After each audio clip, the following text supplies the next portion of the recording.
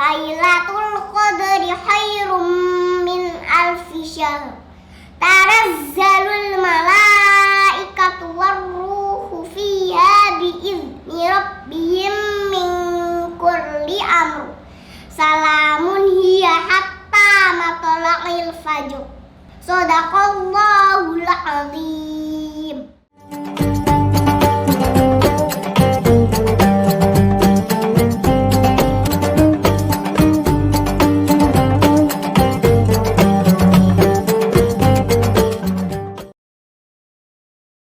Bismillahirrahmanirrahim. Assalamualaikum warahmatullahi wabarakatuh. Alhamdulillahi rabbil alamin. Wassalatu wassalamu ala ar-rasulil amin Sayyidina Muhammadin wa ala alihi wa sahbihi wa ummatihi ila yaumiddin wa ba'du. Pemirsa, saudara-saudariku dimanapun Anda berada, berjumpa kembali dalam program Aku Suka di hari ke-26 di bulan Ramadan tahun 1441 Hijrah. Alhamdulillah, bersyukur pada Allah Subhanahu wa taala, kita telah diberikan kesempatan untuk beribadah sampai di hari ke-26 di bulan Ramadan ini. Semoga kita semua tetap semangat mengencangkan ikat pinggang memburu kemuliaan penghujung Ramadan ini yang belum tentu ditemukan di tahun berikutnya, dengan perlombaan kita akan ajal yang boleh jadi kapan saja bisa menjemput. Pun demikian, semoga Allah Subhanahu wa taala berkenan menerima seluruh amal ibadah yang telah kita tunaikan hingga di hari ke-26 ini. Saudara-saudariku, hari ini kita akan belajar sesuatu yang sangat penting dan begitu menentukan apakah ibadah siam yang kita tunaikan dan telah kita tenun dengan lelah dari hari pertama setidaknya sampai hari ini mendapat penerimaan di sisi Allah Subhanahu wa taala berdasar keterangan firman Allah di Al-Qur'an, penjelasan Rasulullah dalam hadis-hadisnya, atau boleh jadi kita masih terus berjuang untuk bisa mendapatkan penerimaan terbaik di sisi Allah Subhanahu wa taala. Pertanyaannya, apa indikator keberhasilan siam seseorang dalam narasi Al-Quran dan sunnah Rasulullah SAW? Itu yang akan kita coba turunkan dalam pembahasan Aku Suka di episode ini. Baik, dengan cepat kita berikan keterangan indikator keberhasilan puasa atau ibadah siam Ramadan. Baik teman-teman, dimanapun Anda berada, hal yang paling menarik dari uraian Al-Quran ialah senantiasa memberikan satu informasi secara terukur, lengkap, simultan, dan yang paling luar biasa, dan ini menunjukkan keistimewaan Al-Quran, tidak pernah menyisakan celah dalam keterangannya. Diberikan sebuah perintah, disampaikan dengan jelas cara mengeksekusinya, disampaikan tantangannya, solusinya, persoalan-persoalan yang mungkin terjadi saat penunaiannya, plus demikian pula ukuran keberhasilan dalam penunaiannya. Lalu dirinci dalam hadis-hadis Nabi SAW dan bisa diamati pengamalan tersebut dalam proses ibadah yang pernah ditunaikan oleh umat di masa Rasulullah SAW sampai ke kita dalam era saat ini. Baik, kita turunkan pertama dalil dasar tentang indikator keberhasilan siam Ramadan dalam Al-Quran, surah kedua Al-Baqarah dalam rangkaian ayat puasa di akhir ayat 183 plus akhir ayat 185. Kita mulai dulu dengan cepat pada bagian pertama. Ayat 183 di surah yang kedua, surah Al-Baqarah, sebagai dasar kewajiban siam Ramadan yang kita tunaikan. Baik, mari kita baca cepat. Bismillahirrahmanirrahim. Ya ayyuhalladzina amanu kutiba alaikumus siyam. Duhai seluruh orang-orang yang telah menyatakan dirinya beriman kepada Allah Subhanahu wa taala. Ayo dipakai rumus gramatikalnya. Baik dia tengah merasa dekat dengan Allah ataupun merasa standar saja, ataupun sedang jauh dari Allah karena perbuatan maksiat yang pernah ia kerjakan, tapi ia masih merasa beriman. Maka dipanggil dengan huruf yang sama, ya. Ayyuha, aku tegaskan kepadamu, aku ingatkan, hei seluruh pemilik iman tanpa kecuali. Kutiba alaikumussyam, boleh sejak ini diwajibkan atas kalian menunaikan ibadah siam kama kutiba alal ladzina min qablikum, seperti orang dulu pun memiliki kewajiban yang sama untuk menunaikan ibadah puasa itu. Perhatikan ujung kalimatnya, la'allakum tattaqun. Ya. La'allakum tattaqun. Kita pernah elaborasi ini dalam edisi yang sangat lampau dan sekarang kita pertajam turunannya. Tattaqun. Perhatikan baik-baik. Tattaqun. Apa tujuan dari ibadah siam Ramadan saat diperintahkan itu? Kata Allah, tidak ada yang lain kecuali puncaknya agar kalian bisa meningkatkan takwa kepada Allah Subhanahu wa taala. Baik. Kita akan fokus sejenak pada kalimat ini, takwa. Yang diungkapkan dengan kata tattaqun disebutkan setidaknya 19 kali dalam Al-Quran. Disebutkan 19 kali dalam Al-Quran. Kata tattaqun. Teman-teman sekalian, umumnya dalam terjemahan, kalimat ini selalu diterjemahkan dengan satu makna. Takwa. Agar kalian bisa meningkatkan takwa, agar takwa kalian bisa meningkat. Intinya mengerucut pada kalimat apa? Takwa. Nah, sekarang untuk menemukan pemahaman takwa ini yang dalam bahasa Arab dituliskan seperti ini, at-taqwa. Ya, bahkan nanti dalam narasi Al-Qur'an pun kita temukan kalimat ini, ya. Misal kita lihat di Al-Quran surah kedua Al-Baqarah ayat 197 ketika Allah menyampaikan keterangan tentang ibadah haji. Ya, al-hajju ashhurum ma'lumat faman farada fihinna al-hajja fala rafatha wala fusuqa wala jidala fil hajj wa ma taf'alu min khairin ya'lamuhu Allah wa tazawwadu fa inna khairaz zadit taqwa. Dituliskan kalimatnya seperti ini, at-taqwa. Ya, jadi kalau kita tuliskan takwa ini dalam tulisan Latin, termasuk dibaca dalam bahasa Indonesia, ini padanannya dalam bahasa Arab. At-taqwa dituliskan seperti ini. Baik, sekarang kita turunkan dengan pertanyaan terlebih dahulu. Kenapa Allah tidak mengatakan begini?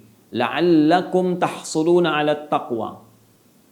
Ya, dengan puasa itu diharapkan kalian mendapatkan takwa. Langsung kalimatnya menggunakan ini. Kenapa bentuknya menggunakan seperti ini? Bentuk fi'il mudhari' dan berbentuk jama menunjuk kepada objeknya. Ya, tattaqun ada waw dan nun rumus cepatnya, ya. Langsung menunjuk pada al-af'alul khamsah, ya, 5. Khusus terkait dengan fi'il, ya, alamatnya thubutun nun, tetapnya nun di akhir tidak berubah. Ini menunjukkan salah satunya makna jama. Wawnya jama, teman-teman sekalian, secara singkat. Ya, kalau ingin cepat, kalau ada un di ujungnya bentuknya jama'. Untuk menemukan rahasia itu, kita harus turunkan dasar derivasinya dengan pendekatan ilmu sharaf. Dan untuk menemukan ini, kita akan cari dengan pendekatan ilmu lughah. Mari kita terapkan kaidah ilmunya. Saya turunkan dulu ini, tattaqun bentuknya begini. Tattaqun. Bismillah. Tattaquna. Demikian. Asal katanya terambil dari kata ittaqa. Seperti ini. Ittaqa. Ini infinitifnya. Kata kerja asalnya fi'il madhinya. Kalau kita derivasikan, kita tasrif ya dengan kaidah ilmu sharaf, ittaqa yattaqi. Ya, tattaqi tattaqun. Seperti ini. Ittaqa yattaqi tattaqi, karena kata kerja, ya, kata kerja menunjuk pada yang kedua, engkau, kamu, maka menggunakan tattaqi ditambah waw dan un dengan nun di ujungnya menjadi tattaqun begini. Belum selesai. Ittaqa ini pun kalau kita gali lagi dari dasar kata yang menjadi akarnya, ya. Akarnya kita teruskan sorofnya kita perdalam lagi, nanti kita terapkan kaidah ilmu bahasanya. Ini berasal dari akar kata waqa asalnya. Waqa, yaqi, wiqayatan. Ya, waqa, demikian. Lalu mendapatkan penambahan alif plus ta. Demikian. Asalnya waqa ditambah dengan ini alif plus ta. Kalau kita rumuskan, sabar sedikit ya, sabar sedikit. Saya mempelajari ini lebih daripada 25 tahun. Ya, Anda cuma 25 menit menyimak ini, ya, saya harap bisa bersabar, insya Allah mendapatkan hasil yang manfaat. Waqa ditambah alif dan ta, maka menjadi begini, hamzah, waw, ta, qaf, alif. Ya. Yutaqa, seperti ini. Yutaqa. Ya, wazan ifta'ala. Perhatikan baik-baik. Yutaqa.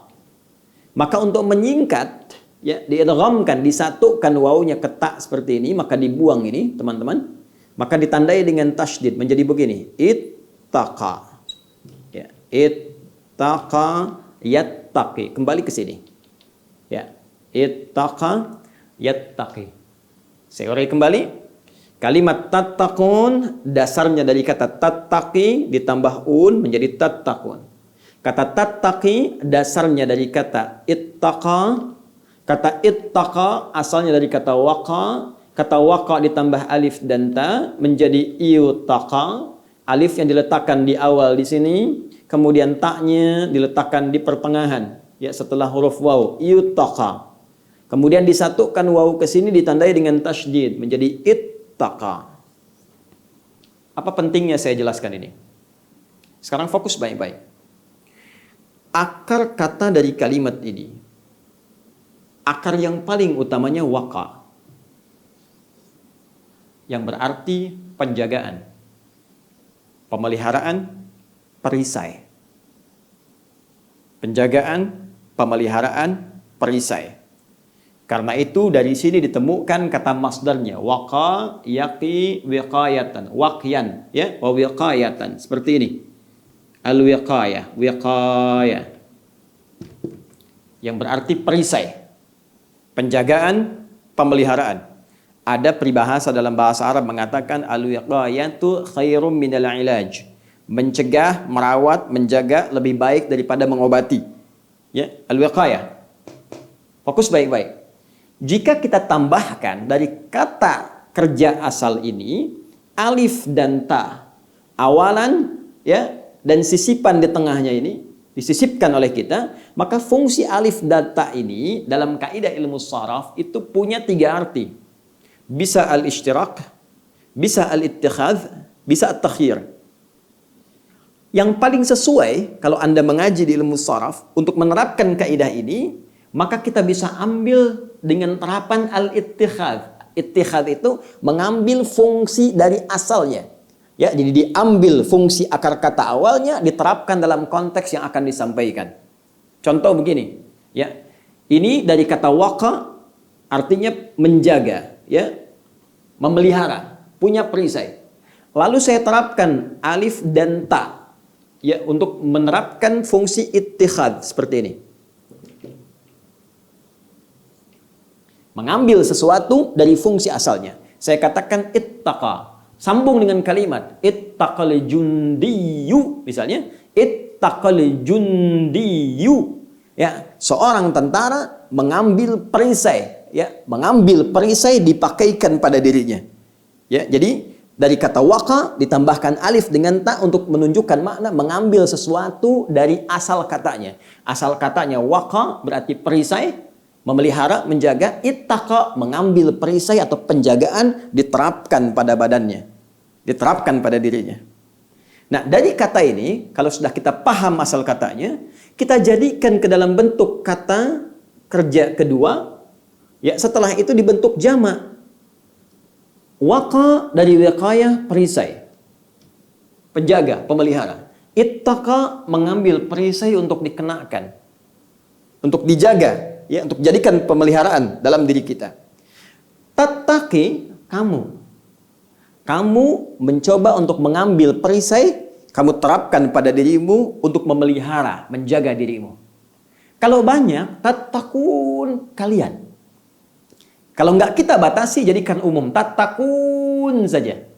Jangan batasi yang ada di masjid saja, yang ada di rumah saja, yang ada di kantor saja. Kita buat umum. Tattaqun. Maka artinya secara spesifik, kalian berusaha mengambil perisai untuk diterapkan pada dirimu agar menjaga, memelihara engkau dalam kehidupan.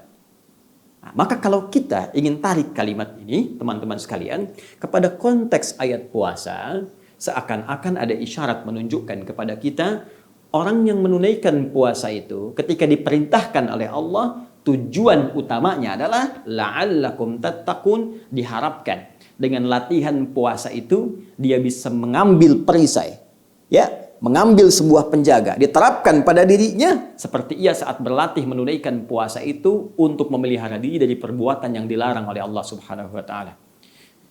Yang paling menarik, perisai ini diisyaratkan oleh Nabi. Ya, dalam hadis beliau dikutip oleh Al-Imam Al-Bukhari di Kitabus Shiyam, nomor hadis yang pertama itu. Kata Nabi, as-siyamu junnatun. Masih ingat uraian kami di awal-awal pertemuan yang lalu? As-siyamu, fokus. As-siyamu junnatun. Masya Allah. Di ayat ini, Al-Baqarah 183, kutiba alaikumus siyam, ujungnya la'allakum tattaqun. Di hadis Nabi, as-siyamu junnatun. Kata Nabi, kalau puasamu benar, maka puasa itu akan melahirkan perisai, yang perisai ini akan melindungi kamu, menjaga kamu, memelihara engkau dari segala perbuatan maksiat yang tidak disukai oleh Allah Subhanahu wa taala. Bukankah saat puasa kita benar-benar berlatih untuk mendapatkan perisai itu? Coba silahkan cek. Ya, saat ini kan kita sedang puasa, ada dorongan untuk berdusta, tiba-tiba mental, nggak mau sedang puasa. Ya kan? Ada dorongan untuk melihat maksiat, nggak mau sedang puasa. Ya kan? Ada dorongan tangan untuk berlaku yang kotor, nulis status yang tidak baik, bikin hoax, nulis celaan kepada orang. Ya, maka hati Anda akan berkata, kalau puasanya benar, karena kalimat Nabi-nya, kalau puasanya benar, as-siyamu, jika puasa itu ditunaikan sesuai ketentuannya, alif lamnya dibaca, ya, sesuai aturannya, junnatun, maka ia akan melahirkan perisai yang tak tampak. Jika puasanya benar, maka tangan akan mencegah, ya, mata akan mencegah, telinga akan mencegah dari semua perbuatan yang dilarang oleh Allah Subhanahu wa taala. Apa hakikat yang menjadikan semua fungsi tubuh mencegah ini? Junnah, perisai yang tak tampak tadi. Jadi Anda bayangkan kalau 30 hari dilatih, latihannya benar, itu kata Allah, tattaqun, kamu pasti punya perisai itu. Kamu punya wiqayah dalam dirimu. Sehingga keadaan saat kita puasa, auratnya bisa diterapkan pasca puasa. Itulah sebabnya kalimat yang menggunakan fi'il mudhari. Nih, ada tak di depannya. Masih ingat rumus fi'il mudhari? Anita. Ya, anita, hamzah, nun, kemudian ya dan ta. Anita, sepanjang ada 4 huruf ini, hamzah, nun, ya, ta, maka maknanya mudhari setidaknya punya 3 pendekatan dalam bahasa Inggris. Present, continuous, and future. Sekarang, terus menerus, nanti, sampai kapanpun, future, sampai ke masa depan, sampai berpulang kepada Allah Subhanahu wa ta'ala. Jadi, ini kalimat indah dalam Al-Quran. Orang yang benar puasanya itu kata Allah, jangankan saat puasa, jadi bukan saat puasa saja indikator keberhasilannya. Bukan saat puasa nggak korupsi, saat puasa nggak bikin hoax, saat puasa nggak mencela, ya. Saat Ramadan libur maksiat, saat Ramadan libur kriminal, ya. Bukan saat itu saja, tapi nanti nilai Ramadan ini bisa diterapkan pasca puasa. Karena itulah ketika Allah menggunakan fi'il mudhari dalam firman-Nya menyebutkan tattaqun, ingin memberikan isyarat jangan dilihat keberhasilan puasa saat itu ditunaikan saja. Nanti lihat ya progresnya. Lihat bagaimana progresnya. Apakah hari pertama masih bertahan di hari kedua sama dengan hari ketiga, demikian hari keempat sampai hari ke-26. Cek. Amal soleh masih bagus? Meninggalkan maksiat masih dilakukan? Ya, tinggalkan maksiat, kerjakan amal taat. Ketika ini bisa kita kerjakan dengan konsisten, belum selesai waktunya. Lihat pasca Ramadan. Begitu pasca Ramadan, aura ini masih kita dapatkan. Jadi lebih baik. Maaf, telinga jadi punya kontrol yang hebat. Ya, pada maksiat sudah nggak mempan. Mendengar sesuatu yang buruk, gibah, nggak suka. Mata, melihat tayangan yang nggak bagus, sudah nggak suka. Nah, kalau Anda mendapatkan itu, jadi tanda pertama bahwa puasa kita dinilai berhasil oleh Allah Subhanahu wa Ta'ala. Ya, dinilai berhasil. Tinggal kita jaga sampai kita pulang menghadap Allah Subhanahu wa Ta'ala. Karena itulah ketika setiap taklim dibuka, bahkan setiap khutbah Jumat, Nabi kan sering mengutip Ali Imran itu. Quran surah ketiga ayat 102. Ya ayyuhalladzina amanu taqullah, takwa lagi. Hai orang-orang beriman, tingkatkan takwamu kepada Allah haqqa tuqatih, dengan cara yang benar. Pakai perisainya dengan benar. Supaya jaga maksiat selama hidup, jangan kerjakan maksiat. Jauhi. Kamu punya perisai. Baik, wala tamutunna illa wa antum muslimun. Jangan sampai nanti kamu wafat. Artinya jaga sampai kamu wafat. Jangan sampai wafat kecuali menjadi muslim yang menyerahkan diri sepenuhnya kepada Allah. Muslim yang benar. Apa ciri muslim yang benar? Tadi takwa. Dia bisa menahan dirinya dari segala yang dilarang. Bagaimana bisa mendapatkan semua itu dengan perisai yang hebat tadi? Menjalankan siam dengan cara yang benar. Ini poinnya. Karena itu, jangan heran ketika ada ulama mendefinisikan meningkatkan takwa, di antara definisinya meninggalkan segala yang dilarang oleh Allah Subhanahu wa Ta'ala. Masih ingat? Baik. Kalau sudah paham sampai sini, jadi satu, ya, indikator keberhasilan puasa seseorang bisa dilihat dari sejauh mana dia mendapatkan perisai yang memelihara dirinya dari segala perbuatan maksiat yang dilarang oleh Allah Subhanahu wa Ta'ala, dan itu diungkapkan dengan kalimat ini, la'allakum tattaqun.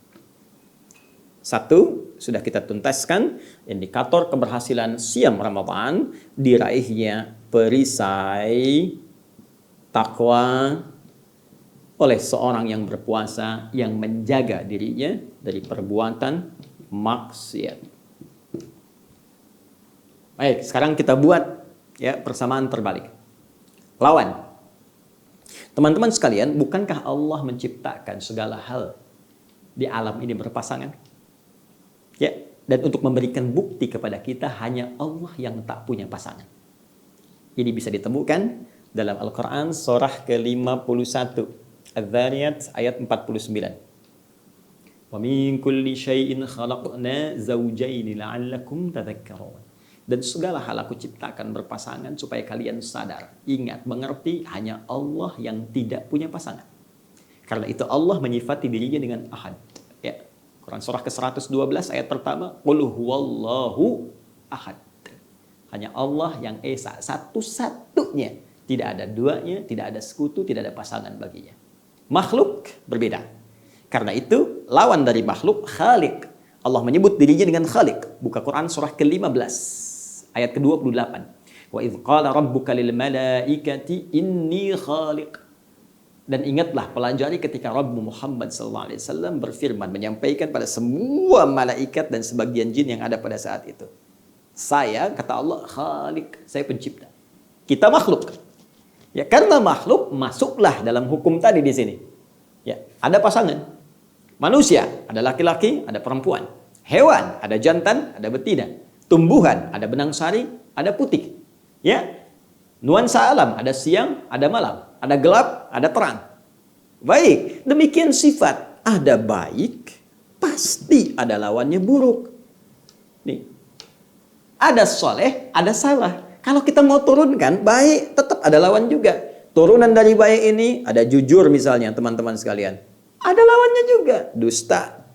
Ya, Anda mau katakan tidak ada dusta di antara kita, tetap dusta akan ditemukan. Dan pasangannya apa? Jujur. Dusta diciptakan untuk menjadi katalis supaya jujur itu nampak. Baik, sabar di sini. Ya, di sini ada marah yang tidak terkontrol. Ya. Di sini ada rendah hati misalnya. Di sini ada sombong. Selalu berpasangan. Nah, sekarang kembalikan pada kaidah tadi. Karena orang puasa dan puasanya benar ditunaikan memiliki perisai ini. Dan perisai ini bisa menghambat maksiat yang datang. Tolak, tolak, tolak, tolak. Sehingga pelaku maksiat itu tidak punya peluang, teman-teman sekalian, untuk bisa menembus ini. Perbuatan maksiat, ya bisikan maksiat, sifat dan sikap maksiat tidak akan bisa menembus orang yang taat yang memiliki perisai takwa. Karena maksiat membawa ini sifat-sifat buruk, dan ini tidak tembus. Kalau sudah tidak tembus, maka konsekuensinya yang ini akan naik lawannya. Pasti akan naik. Sederhana prakteknya. Kalau kita mau turunkan begini, orang kalau ingin jadi orang baik, sederhana kaidah Qurannya, tinggalkan perbuatan buruk. Bukankah kalau nggak ada dusta, artinya tinggal jujurnya? Bukankah kalau tidak ada marah, artinya tinggal sabarnya? Ya, prakteknya juga sangat bisa kita analisis. Orang yang tidak pernah berkata kotor, karena tidak ada kosakata kotor, kan artinya dia tinggal punya kosakata yang baik saja. Karena itu orang-orang baik, kenapa nggak sanggup berkata kotor? Karena nggak punya kosakata kotor. Sebaliknya, orang yang kata-katanya kotor, kenapa keluar kotor? Karena pulsa kebaikannya nggak ada. Kuotanya habis. Dia belum isi pulsa lagi, isi pulsa kebaikannya belum muncul, sehingga nggak keluar. Ya, mohon maaf nih, kalangan golongan tertentu misalnya yang senantiasa berbuat maksiat, tindakannya kasar, kan susah berkata yang baik. Karena nggak punya cadangan, nggak punya stok kebaikan. Sebaliknya, kiai, ulama, habib, ustadz, susah berkata yang kotor karena banyak yang baiknya. Sehingga yang kotornya itu nggak keluar. Jadi kalau ada seorang ustadz kata-katanya kotor misalnya, ya senang misalnya pada hal-hal yang tidak dibenarkan oleh syariat, ada celaannya, ada makiannya dan sebagainya, patut dipertanyakan. Nah karena itu kita kembalikan ke sini, kaidah ini teman-teman, secara singkat, kalau yang buruknya sudah hilang, maka yang baiknya akan naik ke permukaan. Ya, karena itu sifat takwa kalau sudah punya perisai secara otomatis akan mendorong yang baik muncul ke permukaan, naik ke atas. Ya, sehingga dengan itu mudah bagi dia menunaikan segala jenis-jenis ketaatan. Inilah yang menjadikan redaksi orang takwa di Al-Quran sering disikapi dengan mudah menunaikan amal soleh. Silahkan cek. Kalimat takwa pertama ada di Quran surah kedua, ayat kedua sampai 5. Anda perhatikan betul kalimatnya.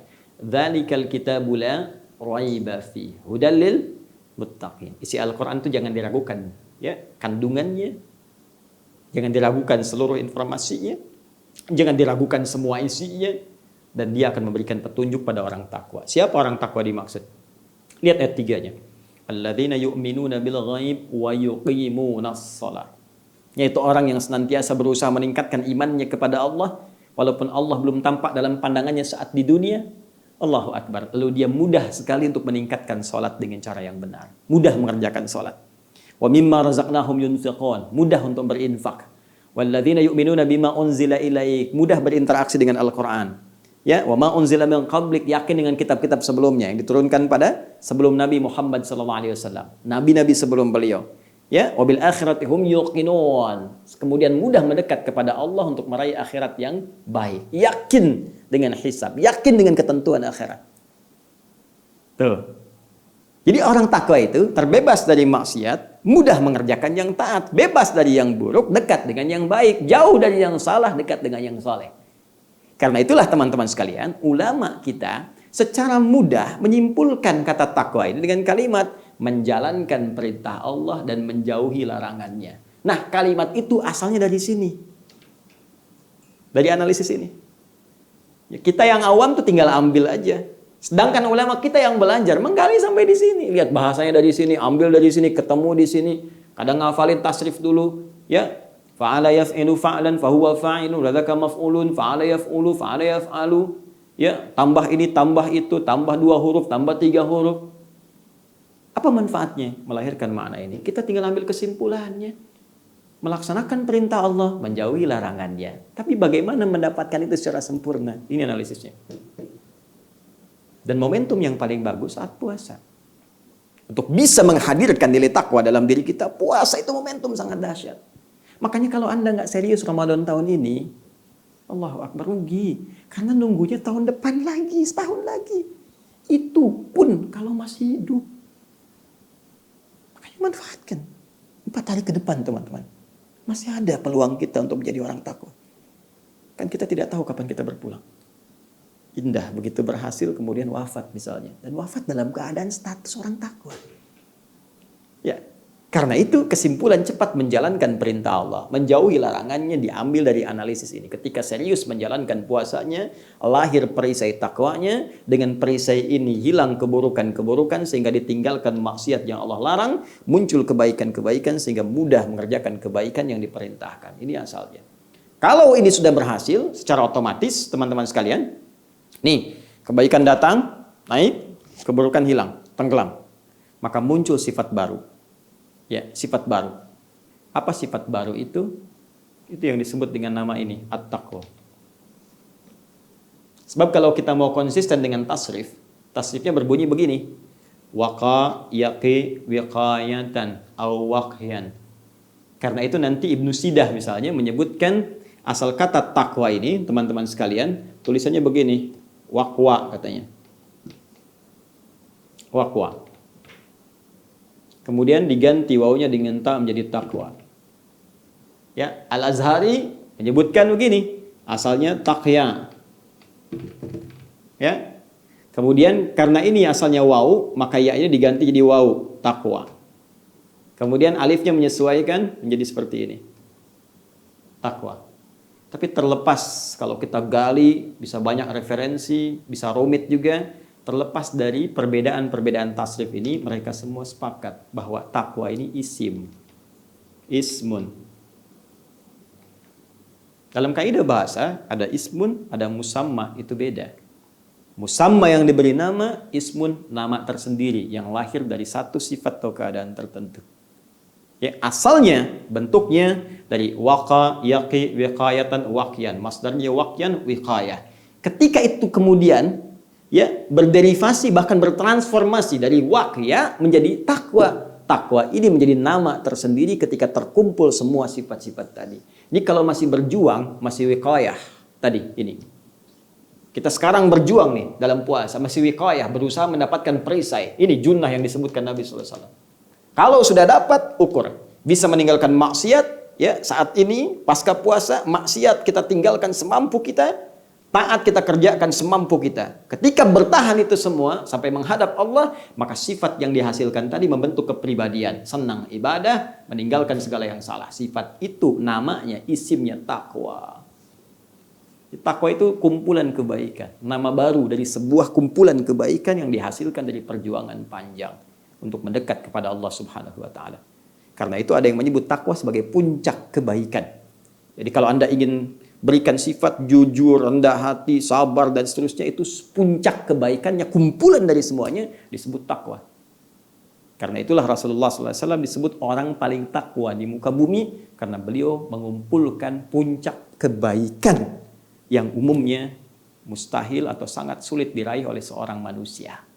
Puncaknya mengerucut pada pribadi Rasulullah SAW sehingga disebut teladan di Quran surah ke-33 ayat 21 itu. Laqad kana lakum fi Rasulillahi uswatun hasanah. Dipuji Allah di Quran surah Al-Qalam itu. Wa innaka la'ala khuluqin azim. Bahkan puncaknya dihadiahi oleh Allah surga, diberitakan, diinformasikan sebelum wafat beliau. Ya, dengan turunnya Al-Kautsar itu. Inna a'tainakal kautsar. Allahu Akbar. Bahkan diberikan nikmat di surga sampai beliau puas. Wala sawfa yu'tika rabbuka fatardah. Nah, sekarang evaluasinya sampai hari ke-26 ini, apakah sudah hadir sinyal-sinyal takwa dalam diri kita? Ayo dicek. Sudah hari ke-26. Jangan-jangan sibuk belanja. Awas. Jangan-jangan sudah mulai meninggalkan rutinitas ibadah. Al-Quran jarang dibaca lagi. Sholat malam mulai lupa. Tilawah mulai sepi. Padahal dengan kondisi apa lagi Allah harus mengatur kita supaya fokus ibadah. Sekarang di luar dibatasi. Mau keluar terbatas. Mau jalan-jalan terbatas. Perkumpulan dipersulit. Dalam konteks mempersulit ini, ya kalau kita lihat dengan iman kita, sesungguhnya bisa kita tarik sebagai peluang. Untuk apa? Untuk memaksimalkan ibadah yang sekarang kita tekuni. Tinggal 4 hari teman-teman. Kalau momen Ramadan ini habis, semangatnya hilang. Beda dengan hari-hari biasa. Ya, karena itu saya menyarankan pada diri pribadi, juga kita semua manfaatkan. Tarik ini. Ya, kalau kondisi memang belum bisa keluar sekitaran rumah, belum bisa ke masjid, rumah kita maksimalkan. Alhamdulillah sebagian tempat sudah bisa ke masjid, masjid maksimalkan. I'tikaf kita malamnya sholat, ikhtiarkan sampai sinyal ini muncul. Sampai begitu buka handphone, ada gambar yang nggak bagus, Allahu Akbar. Biasanya agak lama begitu kan? Lama, ada yang istighfar tapi dilihat terus, astagfirullah, astagfirullah. Ini enggak. Langsung seketika, astagfirullah, ganti. Berarti sinyalnya sudah mulai ada. Sinyal takwa di hari ke-26. Yang dahsyat sudah mulai senang sholat sunnah. Tambah. Rajin baca Al-Quran. Jadi menunjukkan ada keberhasilan. Tinggal, karena ini sifatnya mudhari, ada taknya, jaga ini sampai kita wafat. Sehingga membawa kebanggaan saat pulang kepada Allah Subhanahu wa Ta'ala. Ustaz, apakah semua orang puasa akan mendapatkan ini? Belum tentu. Karena ternyata sebelum kalimat tattaqun ini, Allah mengawali dengan kata la'allakum. Berasal dari kata la'alla, bermakna taraji, penunjuk pada keterangan sesuatu yang bisa dicapai dengan kesungguhan, serius. Ya, seakan Allah ingin mengatakan semua orang puasa berpeluang mendapatkan nilai takwa jika ia serius menjalani tuntunan ibadah dalam puasanya. Serius salat malamnya, serius menunaikan siamnya, serius menjaga diri dari perbuatan maksiatnya, serius dia qiraah Qur'annya, tilawahnya, sampai dengan hafalannya, serius infaknya, serius zakat fitrinya. Ketika semua serius dikerjakan, punya peluang meraih ini. Tapi kalau lengah saja, asal saja, hampa makna, formalitas saja, maka besar kemungkinan belum tentu nilai itu bisa diraih. Nah, teman-teman, tinggal kita cek sampai hari ke-26 ini. Bila itu kita dapatkan, setidaknya jaga. Sampai dengan titik perjuangan itu berakhir, di puncak Ramadan, ya, insya Allah di bulan ini hari ke-30, selesai kita tunaikan, maka Allah akan berikan tanda langsung diucapkan di lisan kita. Dan jika ini diucapkan dengan lisan yang nyaman, hati yang tentram, semangat yang luar biasa, ini menunjukkan takwa itu sudah bersemayam dalam diri kita, tinggal dijaga. Ya, dan kalimat yang Allah langsung titipkan lewat lisan kita itu langsung pula diberikan turunan ayatnya di paket ayat puasa. Dan itu yang paling dahsyat. Begitu diucapkan akan ada getaran kepada jiwa kita. Nah, pertanyaannya, apa kalimat yang dimaksudkan? Bagaimana saat kita mendapatkannya? Kapan kita mengucapkan itu? Itu yang akan kita gali pada edisi Aku Suka di hari ke-27 esok, insya Allah. Tetap di channel yang sama, YouTube Adi Hidayat Official. Dan dengan izin Allah Subhanahu wa Ta'ala, kita akan sempurnakan materi kita sampai ke praktek salat Idul Fitri. Apakah di lapang, apakah di masjid, ataukah bagaimana cara menunaikan salat Idul Fitri edisi di rumah saja. Tetap bersambung bersama kami dalam tayangan program Aku Suka hingga Ramadan berakhir dengan izin Allah Subhanahu wa Ta'ala. Semoga Allah menerima siam kita, menerima ibadah kita, mengampuni dosa-dosa kita. Jika ada yang benar dari kultum ini, maka sesungguhnya itu petunjuk Allah untuk segera kita amalkan. Jika ada yang keliru, maka itu mutlak kesalahan saya. Silahkan Anda tinggalkan dan ambil pendapat Ustadz lain yang lebih baik yang sekiranya membuat jiwa kita tentram, mampu mendekatkan diri kita kepada Allah Subhanahu wa Ta'ala dan memperluas wawasan kita untuk bisa bersikap baik dalam kehidupan. Subhanakallahumma wa bihamdika, asyhadu an la ilaha illa anta, astaghfiruka wa atubu ilaik, wa akhiru da'wana alhamdulillahi rabbil alamin. Assalamualaikum warahmatullahi wabarakatuh.